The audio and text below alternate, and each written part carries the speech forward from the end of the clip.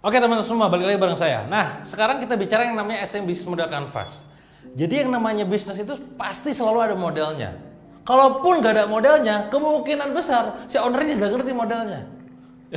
Makanya tugasnya kita sebagai seorang owner adalah terus belajar, mengupgrade diri setiap hari agar ilmu-ilmu itu relate sama kondisi saat ini gitu ya. Nah, termasuk bisnis model nih, saya akan gambarkan ulang mungkin di sini, merimain Anda. Bagi Anda yang belum tahu ya pasti oh itu toh gitu kan. Bagi yang sudah tahu ya alhamdulillah gitu kan. Nah, kurang lebih gambarnya seperti ini. Ini namanya bisnis model canvas ya.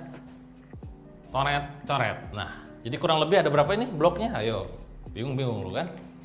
Saya kasih tahu dulu ya urutannya, cara pengisiannya dari mana. 1 dari sini.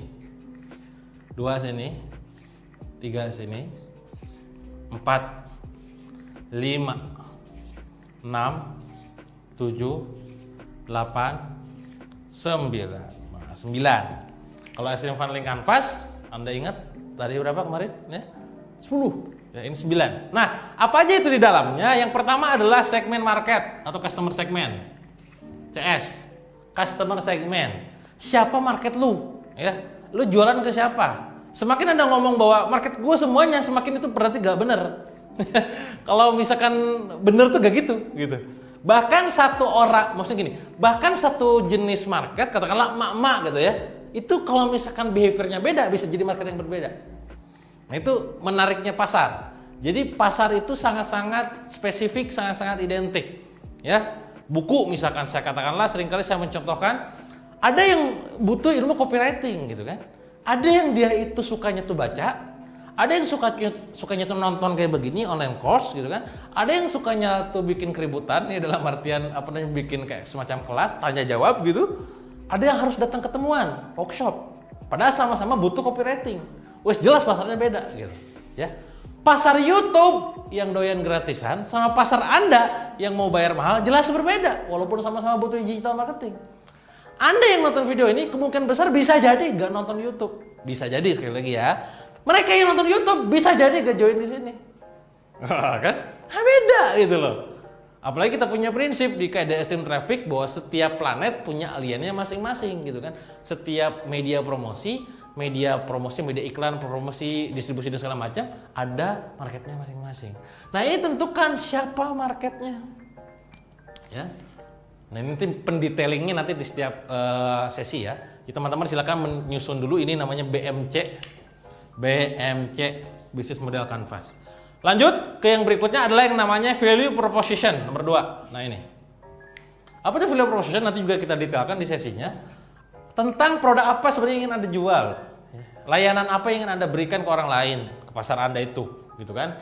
Si ini ngasih ke sini ya, apa barang atau misalkan jasa gitu ya. Terus bentuknya gimana, menyelesaikan masalah apa gitu ya. Dalam kondisi pandemi, nah ini menarik ya karena banyak kasus-kasus baru gitu. Banyak orang lain itu sekarang akhirnya omsetnya turun ya karena resiko bisnis model. Nah, iya tah, resiko bisnis model. Kok bisa, Kang? Oke. Kalau Anda buka restoran, yang Anda jual adalah makanan enaknya, value-nya itu makanan enaknya, itu masih mungkin Anda jual dengan cara gimana? Delivery online. Bikin frozen food. Kalau yang dijual adalah makanan enaknya. Kalau misalkan Anda buka kafe yang dimana yang Anda jual sebenarnya bukan kopinya, sebenarnya bukan rotinya, sebenarnya bukan makanannya, tapi suasananya, ya. Anda datang ke situ buka laptop, ya, beli es jeruk 1, kita nongkrong 8 jam meeting, ya, mentalmu itu loh, gitu kan. Nah ini kan gini kan. Iya jelas Pak, pemerintah gak bolehin namanya buka dan segala macam gitu. Itu pasti turun. Nah tolong Anda jangan protes, itu resiko bisnis model. Kita tuh harus menjual brand is about experience. Yes, maka mamam juga pas kondisi kayak gini. Paham maksud saya? Ya ini Tori, jangan sampai kesinggung Anda ya. Sekali lagi ini resiko bisnis model. Karena value adalah value tentang suasana. Paham? Lanjut. Misal ini ada kasus nih dari kawan kita.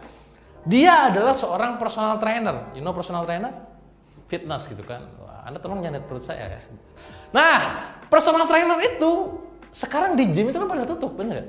tutup ya. Kondisi saya syuting sekarang tuh mereka belum pada buka gitu kan. Tiba-tiba tuntutan dari atasan misalkan kita harus punya klien misalkan. Loh, kita harus jual namanya virtual latihan gitu kan. Latihan virtual gym gitu kan. Kayak heula, tunggu dulu ya. Kalau kita kayak kuliah online yang ngisi kajian gitu kan, yang kita value-nya adalah knowledge. Sekali lagi, value-nya itu knowledge. Jadi saya ngomong tahu apa beres gitu kan. Tapi kalau latihan itu bukan knowledge. Hei Tony, itu tolong, ini aja kurang. Gak bisa, harus pendampingan. Harus ngerasain langsung experience. Jadi ketika misalkan pelatihan itu lewat digital gini, mama itu kurang, itu tricep yang bicep gitu. Enggak, itu bukan di situ. Gak masuk. Jadi value-nya gak akan masuk. Gak bisa diubah dari bisnis model yang awalnya tuh ketemu langsung pakai virtual. Beda dengan kajian, padahal sama-sama loh ya. Nah ini yang namanya bisnis model. Nah tugas Anda adalah memahami ini tentang value. Ya. Berikut, yang ketiga adalah yang namanya yang ketiga mana? Oh ini ketiga. Yang ketiga adalah channel, CH, channel. Ya. Apa itu channel? Channel adalah bagaimana cara Anda menyampaikan value ini ke si ini. Nah, tuh, lewat sini kan. Ya. Channel apa aja? Ada channel promosi, ada channel distribusi. Channel promosi, saya informasi di Facebook, di Instagram. Woi, beli. Misalkan, itu promosi. Distribusi ada gimana caranya produk yang saya beli itu tersampaikan ke mereka. Nah, yang kondisi pandemi yang jadi kacau adalah ketika mereka misalkan promosi dan distribusinya sama dengan offline. Yang tadi kafe tadi, kalau bicara masalah promosinya lewat digital boleh, distribusinya gimana? Lo kan mereka dine in. Kalau misalkan jual suasana kan harus di situ transaksinya. Nggak bisa. Kalau misalkan bisa bekukan dia di frozen food, masih mungkin distribusinya lewat frozen food, lewat delivery. Paham? Nah ini yang namanya tentang promosi dan distribusi. Pasti kan ini ngerti gitu loh. Termasuk bicara masalah nanti ini. Kang, kalau misalkan saya punya reseller gitu kan, reseller saya itu kan udah direkrut tuh gitu kan. Terus saya sebagai pusat jualan atau enggak gitu kan. Nah itu tergantung bisnis model. Anda yang menentukan boleh atau tidak gitu. Dan setiap keputusan ada resikonya. Dan tolong jangan ngamuk gitu kan. Ada yang namanya konsekuensi. Kenapa ya Kang reseller saya nggak loyal gitu kan. Reseller saya nggak semangat gitu. Ya Anda sendiri ngeluh gitu kan. Karena namanya reseller tergantung leader. Dari cara Anda nanya ke saya sudah jelas. Reseller Anda nggak semangat gitu. Paham? Ya. Nah ini namanya bisnis model tentang channel. Lanjut. Yang namanya customer relationship. Apa itu customer relationship? Kalau channel, ini ya, dari value proposition ke customer segment. Kalau customer relationship dari customer segment ke value proposition. Tahu bedanya mana? Kalau ini belum menjadi pembeli, justru nyari pembeli. Kalau ini gimana caranya pembeli lama beli lagi ke Anda, loyal dengan cara bikin program customer relationship management. Clear? Itu CR. Berikutnya adalah revenue stream, RS.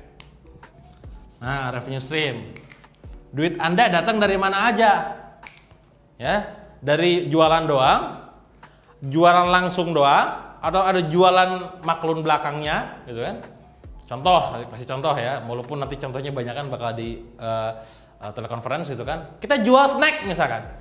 Jual snack itu ada jual brand snacknya Sang Dewa, Kirun Makarun, tapi saya bisa jadi revenue stream di belakang. Apa itu? Jual kardus snack. Ya, jual apalagi jual desain, ya. Padahal itu satu manajemen gitu. Cuma kan nggak kelihatan. Ya, jual apalagi kayak kalau misalkan saya bikin studi kasus di bioskop itu kan ada yang namanya bioskop tuh jual filmnya, ada yang namanya popcornnya gitu. Nah, Anda gimana tuh yang kayak gituannya? Saya workshopnya, online course-nya, bukunya, peluang usahanya gitu kan. Itu semua dijual gitu. Itu revenue stream. Berikutnya adalah nomor 6 adalah key resources. Key resources KR. Resource apa saja yang Anda butuhkan dalam membangun bisnis tersebut? Tempat, orang-orang, tim, tools dan lain-lain. Ya, yang mana ini menjadi penting saat menjalankan seluruh bisnis. Yang akan menunjang KA. KA itu apa? Key activity. Aktivitas Anda tuh dalam bisnis ngapain aja sih? Jualan, produksi, branding apa? Nah, detail-detail activity pentingnya di sini simpan. Termasuk juga di bagian KP. KP itu apa? Key partnership. Kapan kita meletakkan key partnership? Kapan key resources? Pastikan ujung-ujungnya berhubungan dengan cash flow misalkan. Gue bakal letakkan di key partner karena kalau misalkan di key sources gajinya gede misalkan gitu kan. Nah ini monggo Anda bikin desain aja, bikin sesuai dengan keinginan Anda yang memang style Anda dalam bisnis ya. Nah terakhir adalah cost structure. CS yang kedua itu CS customer segment, ini adalah cost structure, cost variable cost ataupun misalkan fixed cost bulanan. Nah ini bisnis model biasa dalam artian standar itu bisnis model kayak begini. Udah bikin? Kalau belum bikin nih teman-teman, segera bikin. Itu jadi PR saya buat kalian. Sekali lagi, PR saya di video ini adalah Anda bikin bisnis model Canvas. Silakan Anda diskusikan dengan fasilitator Anda. Ya, nanti pada saat kita telekonferensi kita akan bahas dan studi kasusnya gimana, gitu ya. Itu tentang bisnis model Canvas. Nah, sekarang yang ingin saya bahas bukan ini. Walaupun dari tadi saya ngecoblak tentang ini gitu kan. Bukan ini yang ingin saya bahas. Ya, ini yang saya bahas adalah tentang bisnis model yang ekstrim. Wah, ini. Apa tuh yang ekstrim? Yang duitnya banyak gitu kan. Yang cash flow-nya gede gitu. Dan ini adalah ciptaan kita sendiri gitu. Yang itu adalah konsekuensi dan pilihan kita sendiri. Makanya kalau misalkan Anda jangan heran kalau Anda main ke Bandung tiba-tiba datang ke kantor saya gitu kan. Kantornya juga gak jelas gitu ya. Jalannya juga gak jelas gitu kan. Kok gini sih gak jelas? Ada orang-orang yang kantornya tuh, woi kantornya Masya Allah gitu kan. Saya betah di sini, tapi itu teh hasil nyicil. Itu teh hasil saya beli terus sekarang cash flow-nya habis duitnya gitu kan. Dan kita mah gak penting yang kayak begitu. Nah itu teh hasil dari keputusan kita. Ya, kalau Anda masih ingat materi saya sebelumnya tentang value, you know value di piramida di Extreme Changing of Life itu adalah value kita. Value kita bagi saya bisnis yang bagus adalah yang coba Anda definisikan bisnis yang bagus yang kayak gimana? Bisnis bagus, definisi bisnis bagus. Bisnis bagus. Yang kayak gimana coba ayo. Pengen tahu saya. Ya, yang menghasilkan kerugian gitu. Apa ayo Nah, ini harus jelas teman-teman. Nah, ini semua itu bakal ngaruh ke cara Anda dalam bekerja, dalam berbisnis. Nomor satu, kalau Anda nanya saya nih ya, bisnis yang bagus adalah yang halal. Wah. Dan berkah. Halal taunya dari mana? Dari kaidah hukum syara. Ya, karena saya muslim, ya saya cek Al-Quran, saya cek sunnah dan segala macam. Berkah taunya dari mana? Dari prosesnya, gitu kan. Oh, ini ada yang mendolimi atau enggak, ini mengenabrak ini tuh enggak, gitu kan. Nah, itu pasti kan begitu. Saya satu, halal dan berkah. Dua, menghasilkan. Nah, menghasilkan apa? Pertanyaan di situ kan. Menghasilkan apa? Pertama, omset. Dua, profit. Tiga, cash. Ya. Mari kita studi kasus. Nanti aja ada studi kasus di telekonferensi ya. Nah, ini menjadi penting teman-teman semua ya. Karena kalau banyak orang yang sekarang tidak punya kriteria bisnis bagus, akhirnya dia galau, gak jelas. Ditawarin bisnis ini hayu aja terus gitu kan. Kata Steve Jobs, dia mengatakan bahwa fokus adalah berani menolak yang sama-sama menghasilkan. Ya, saya punya tawaran dari banyak orang, banyak. Kang ini potensial. Iya gitu. Tahu gua, cuman gua nggak mau gitu. Jadi di saat orang lain mengira saya tidak fokus, justru saya adalah fokus pada fokus saya. Kan bingung kan? Jadi saya berani menolak apa yang sama-sama menghasilkan karena tidak sesuai dengan kriteria saya. Paham? OA ya mulu ya. Gitu saudara-saudara. Tiga, ya. Yang ketiga adalah manfaat. Ya. Manfaat ini tentunya adalah dari segi namanya tadi produknya punya manfaat. Cuma sekedar jual apa ya yang lagi tren gitu kan, ini mah hanya sekedar menumpuk kekayaan. Tidak, secara produk punya manfaat, secara efek sosial punya manfaat ya, secara tim kita punya manfaat. Jangan sampai kita ngomongin tentang manfaat tentang produk, timnya sendiri menderita misalkan. Itu punya manfaat. Dan yang terakhir nomor 4 adalah bagaimana kita punya bisnis yang bisa di scale up. Scale up. Bisa di scale up, scalable. Ya. Nah, sampai pada akhirnya sebenarnya kalau misalkan disimpulkan gitu ya, dari sekian banyak kriteria ini, bisnis yang bagus ya, gak akan jauh dari yang namanya pertama adalah profitable gitu ya. Kedua adalah scalable. bisa scale up tadi. Yang ketiga adalah sustainable. Kok tadi poinnya nggak ada? Karena ketika punya manfaatnya banyak teman-teman, ketika halal dan berkah itu pasti sustain. Itu keyakinan kita.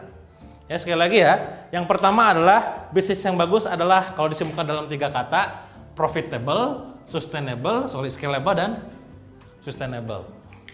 Sekarang kita masuk ke bagian detail-detailnya. Bagaimana yang dikatakan extreme business model itu? Ada 7 kriteria. Nomor 1, kriterianya adalah yang tekla, aset seadanya. Aset seadanya. Paham nggak maksudnya aset seadanya? Aset adalah tentang apa yang Anda miliki. Yang kalau misalkan definisi Kiyosaki adalah yang bisa menghasilkan gitu kan. Nah, cuma definisi aset di sini adalah kalau misalkan Anda itu tidak harus punya gitu kan. Kalau Anda gak harus punya, gak usah punya. Nyewa aja gitu kan. Kecuali yang sifatnya tuh katakanlah ada kenaikan misalkan. Kalau misalkan properti beli gak? Boleh aja beli. Asalkan Anda mampu beli dengan catatan belinya cash. Tapi kan nanti cash flow-nya kita bisa nutup. Tidak, karena bakal menabrak poin yang lain nanti, gitu kan? Ya, jadi bikin aset seadanya. Itulah alasan kenapa saya sekarang bikin kantor, punya alat-alat segala macam rata-rata nyewa. Karena gue paham mobil, ya, laptop, apalah itu semua terjadi depresiasi. Jadi mending udah aset seadanya aja, gitu. Loh, yang nggak boleh seadanya apa? Aset intangible harus segede-gede mungkin. Itu sebaliknya. Cuman kalau definisi aset di sini adalah aset fisik ya. Aset intangible tuh kayak brand. Brand tuh contohnya ya tentang nama merek kita gitu kan. Anda kalau punya merek sekarang pastikan Anda terdaftar. Baru ini ada yang lagi kasus tuh kan. Terus misalkan tentang namanya list building, database Anda besar, nama Anda harus bagus gitu kan. Apa namanya portofolio dan segala macam. Itu aset intangible. Jadi aset fisik seadanya, ini fisik ya. Aset intangible sebesar-besarnya. Nomor 1. 2. Apa saja definisi extreme funding, extreme business model itu? Cash berlimpah. Nah, cash berlimpah. Jadi teman-teman, ditabungkan tuh cashnya banyak. Ini kejadian ini sama teman-teman kita gitu kan dalam kondisi pandemi gitu kan. Saya gak bisa nyalahin mereka juga ya. Karena bisa jadi mereka tidak ada yang mengingatkan gitu ya. Tenang, ya, saya gak ngegas. Bisa jadi dia tidak ada yang mengingatkan, bisa jadi lupa gitu kan. Ya harusnya kalau Anda bangun bisnis gitu, ini mulai ngegas ya. Kalau Anda bangun bisnis, mikirin dong cash flow.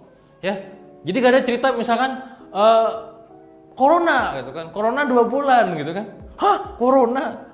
Lah ya Allah tidak bisa bayar gaji. Loh, ini gimana cerita? Emang kemarin kamu tuh jualan atau bisnis? Atau dagang ya gitu kan, ini nusuk ya. Kalau cuma dagang mah gak mikirin besok. Kalau dagang lah ya, mikirin cuma hari ini doang. Kalau udah bisnis, bangun kerajaan bisnis, mikirin setahun ke depan kita apa. 5 tahun, 10 tahun, bahkan 100 tahun kayak gimana gitu kan. Nah ini baru diuji corona 2 bulan udah bangkrut. Nah ini sekali lagi, ini nusuk Pak, ini nampar. Bukan Anda yang salah, mungkin Anda belum tahu gitu aja ya. Anda belum ada yang mengingatkan. Nah maka sekarang please cash flow-nya jagain. Ya. Ini hati-hati nih. Ini sering terjadi nih sama anak-anak e-commerce gitu, ya. Iklan, bangga-banggaan gede iklan gitu kan. Iklan kita sehari misalkan 800 juta gitu ya. 500 juta. Loh emang kenapa kalau iklan 800 juta? Kok bangga gitu iklan 1 juta? Ingat bisnis itu ngejar yang namanya profit. Ngejar untung. Rumus untung sama dengan sales dikurangi cost. Iklan adalah cost, paham? Ya harusnya kalau bisnis yang benar adalah costnya ditekan semurah mungkin. Omset Anda katakanlah sekian, costnya dibawa sekian rendah mungkin gitu. Ini malah bangga-banggaan ngejar iklan. Ini seakan-akan benar, sekali lagi seakan-akan benar. Padahal secara kriteria, sorry gue mah gak gitu kan. Justru gue mah gak bangga kalau iklan gue gede gitu. Mereka berdalih gitu kan, iklannya aja gede, apalagi profitnya. Belum tentu cek cash flow-nya. Ayo, gue beri tantang Anda ayo. Cash flow-nya lihat saya ayo. Gitu kan. Jadi sekali lagi, please, prinsipnya adalah cash seberlimpah mungkin. Di tabungan tuh, ada cashnya banyak gitu kan. Jadi pada saat sekarang kondisi pandemi ini ceritanya katakanlah ya amin-amin, auzubillah gitu kan. 6 bulan, 5 bulan, setahun gitu kan. Tenang, aman, karyawan ada 100, aman insya Allah gitu kan. Nah, kan aman, ada cash flow, ada cash gitu. Nomor 2, cash dibuat seberlimpah mungkin. Nomor 3, inventory sedikit. Inventory cukup mungkin tepatnya, bukan sedikit. Inventory tahu ya, stok. Karena kalau misalkan terlalu banyak, ingat ya, pada saat jualan kita kan tidak rencana kita tuh kadang tidak semudah apa yang kita rencanakan gitu ya. Target kita tuh tidak semudah apa yang kita yakini gitu. Oh, kita bisa ngejual, belum tentu kan. Jadi inventory dibuat secukupnya. Anda produksi hijab misalkan gitu kan. Anda melihat target kita 10.000 pieces sebulan gitu kan. Misal gitu kan. Anda cetak 10.000 gitu kan. Di launching klik 100 misalkan gitu kan. Kan ini selisih 9.000 sekian, betul? Nah, ini jangan sampai terjadi kayak begitu. Kalau misalkan ternyata demand-nya cuma sekedar 100-200, ya cetak 100-200-300 doang. Secukupnya aja gitu. Apa yang terjadi kalau misalkan Anda terlalu over pede, stok Anda numpuk, jualnya nanti lebih berat gitu. Jadi sekali lagi, hati-hati dengan inventory. Tentu disesuaikan dengan bisnis Anda. Contoh, saya ambil contoh. Walaupun nanti banyak kan contohnya kita di telekonferensi ya. Contohnya adalah misalkan pada saat saya jualan buku gitu ya. Kalau yang namanya buku tidak ada yang namanya kadaluarsa gitu kan. Jadi cetak misalkan 1.000-2.000 juga tenang aja gitu. Tapi kalau kita jualan tempe, misalkan tempe itu ada kadaluarsanya. Jualan misalkan kayak saya jualan UFIT, misalkan jualan produk minuman kesehatan, ada masa kadaluarsanya. Efektifnya makan minum setelah 4 bulan misalkan disesuaikan. Termasuk pertimbangan kayak semacam packagingnya, alat-alat packaging sekunder primernya segala macam. Contoh kalau saya misalkan di kosmetik gitu kan. Jadi kalau saya inventory di kosmetik itu pastikan pada saat saya lihat dashboard itu udah 3 kali stok. Misalkan untuk bulan ini tuh tenang 3 bulanan kita ada stok gitu. Kenapa begitu? Karena prosesnya kan panjang kalau kosmetik. Nah ini disesuaikan dengan bisnis model Anda.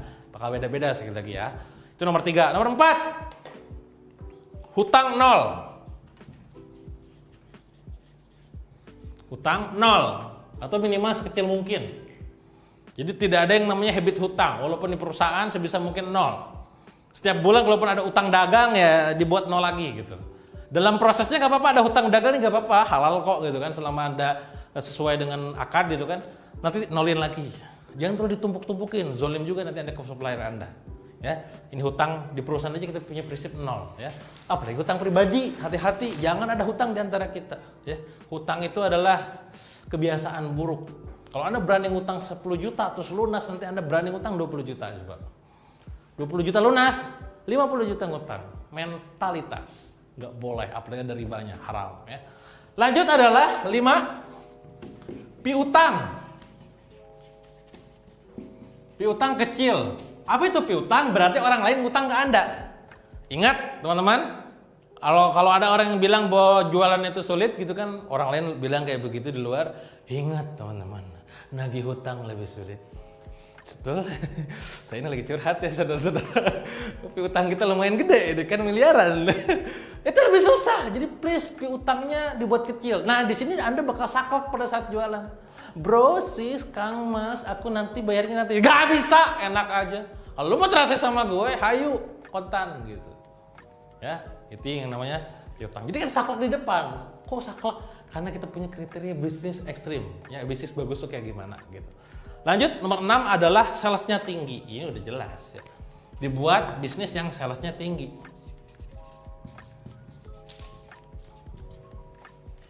Ya, bisnis-bisnis yang mungkin gimana caranya bisa naikin omset secara signifikan. Karena ada orang-orang yang memang secara sales itu ternyata musiman. Ya, misal jual kerudung atau jual koko gitu kan, jual sarung ya. Omsetnya memang di bulan itu, bulan Ramadan misalkan naik 5 kali lipat, 10 kali lipat. Bulan lainnya puasa gitu. Di saat orang lain nggak puasa, dia puasa gitu kan. Nah, kayak begitu. Kang, saya udah gini, terima aja itu resiko bisnis model lu. Kalau memang gak mau gitu, jangan bisa itu maksudnya. Paham ya? Nah, itu tentang sales tinggi. Termasuk nanti misalkan produk saya digital gitu kan, orang lain nyinyir gitu kan. Produk digital, jualan workshop, jualan ludah. Emang gitu kan, ludah gua laku ya miliaran gitu kan. Nah, itu resikonya, resiko konsekuensi bikin workshop adalah menciptakan kompetitor. Resiko ataupun konsekuensi menciptakan yang namanya seminar, bikin seminar adalah dinyinyir. Ya. Resiko bisnis ataupun konsekuensi bikin online course gitu kan, pasti ada orang yang nggak suka. Pasti ada yang menganggap bahwa itu mah bukan bisnis. Bisnis real kamu apa? Emang ada bisnis yang nggak real gitu ya? Itu loh maksudnya. Ya, padahal kalau adu cash dan adu kekayaan kayak kekayaan dia gitu. Saya pernah ngomong sama internet marketer orang Amerika gitu kan, kita ngobrol di luar negeri sekali launching produk digital tuh nyampe 8 miliar net cash. Lah kita kan jualan 1M aja sebulan 4-4an gitu kan. Dia 8 miliar seminggu. Gak ada yang nyinyir tuh. Ya ada pasti yang nyinyir. Cuma maksudnya itu luar biasa gitu. Lah kita nyinyir banyak, duit kagak ada gitu kan. Nah ini maksudnya. Nah ini bisnis model, resiko konsekuensi bisnis model. Nanti studi kasusnya akan banyak di telekonferensinya ya. Lanjut, nomor terakhir, nomor 7 adalah tentang cost rendah. Jadi nyari yang cost-costnya rendah. Ya, cost secara HPP, cost secara expenses, COPEX, operasional gitu kan, OPEX-nya gitu. Ya kalau misalnya, iya dia mah enak dan segala macam, ya itu konsekuensinya gitu kan. Dia gini. Ada teman saya misalkan bikin restoran, punya ide gini, tapi kan udah jelas namanya restoran, ada tempat nanti begini, wah, nah itu resiko bisnis model. Kalau Anda nawarin saya kayak gitu, gue gak mau, udah jelas. Kang saya punya bisnis, berapa costnya sekian? Enggak, udah. Karena dari 7 poin, udah 7 udah cetek, nggak mau gitu. Maka saya akan mikir gimana bisnis yang costnya rendah, modalnya di bawah 10 juta misalkan, hasilnya 10 M sebulan gitu. Kan sakti gitu kan, kan ada gininya. Ada yang gitu kan, ada. Sering-sering gaul sama kita, insya Allah nanti dikasih tahu lah gitu kan. Itu tentang namanya STM bisnis modal. Jadi setelah Anda menonton video ini, akhirnya Anda paham bahwa setiap bisnis punya bisnis model masing-masing. Yang sering kali terjadi sama mereka adalah mereka tidak sadar bisnis modelnya kayak apa. Akhirnya nanya, Kang kalau misalkan saya bangun reseller, pusat jualan enggak? Loh, Anda gak ngerti bisnis model berarti gitu kan. Kang kalau misalkan sekarang saya bisnisnya kayak begini, kan harus beli alat Kang, mahal. Resiko lu kenapa bisnis itu? Kalau gue mah gak mau gitu kan. Nah, jadi tidak ada lagi idealisme dalam bisnis. Idealisme kita pada apa kira-kira saudara-saudara? Pada ini. Apa ada ingat tadi? Idealisme kita adalah pada ini. Produk yang halal, berkah, yang menghasilkan omset profit cash, yang manfaat, yang ini. Kang, kita tuh biasanya harus yang kita suka. Kata siapa? Emang saya suka hijab? Enggak, pakai jaga agak. Apa kata dunia kalau gue pakai hijab gitu kan? Apakah saya pakai kosmetik? Kagak. Dari sekian banyak produk biar cuma pakai satu produk, yang lain kagak ada. Jadi kalau misalkan dalam pikiran Anda, ingat dalam extreme changing ada yang namanya belief. Dalam belief Anda, dalam value Anda menganggap bahwa bisnis itu harus yang saya suka misalkan. Lah apa kata dunia gitu kan? Dan ingat juga, tidak semua orang yang mereka suka ataupun jago di situ dia mampu buka bisnis. Ya, misalkan pengusaha restoran, apakah dia semuanya koki? Pengusaha rumah sakit, apakah dia dokter? Pengusaha salon, apakah semua bencong? Tidak kan? Nah, jadi sekali lagi, it's about business. Kita ini lagi bangun bisnis, bukan jualan, ya, bukan hobi gitu loh.